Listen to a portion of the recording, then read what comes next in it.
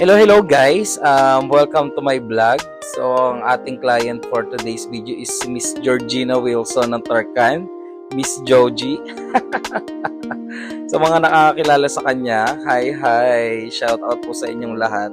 So ayun na nga, balik na tayo sa buhok niya. Actually ang hair status niya is 2 years ko na siyang hindi nagagawa, and then bumaba na ng gusto yung mga nakulayan namin, na-riban namin at saka na-highlights.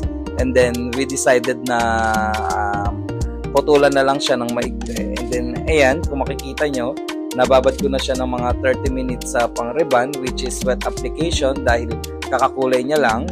Ng isang buwan pa lang nakalipas ng riban ng kulay niya. Kaya, wet application, then binabad ko lang siya ng 35 minutes. Nung nakita ko na yung medyo straight na yung buhok niya, pinablower ko na. Saka, hindi ko na rin pala na dyan.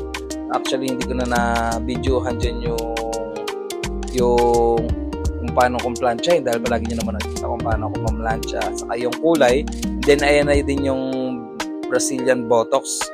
So, dyan naman sa Brazilian Botox guys, ay talagang kalidad naman din talaga, makintab at mataas ang straightening content niya.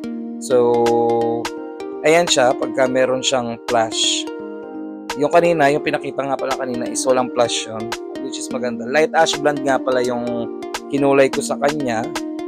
So, ayan. Medyo darker ang ginawa ko para habang nagpe-fade is mas nagla-light siya. Yun lang. Maraming salamat. At kung first time ka pa lang dito sa napanood ang vlog ko, please like, share, and subscribe. So, wala pang follow pa lang. Thank you. This is me, Jomar Jasmine.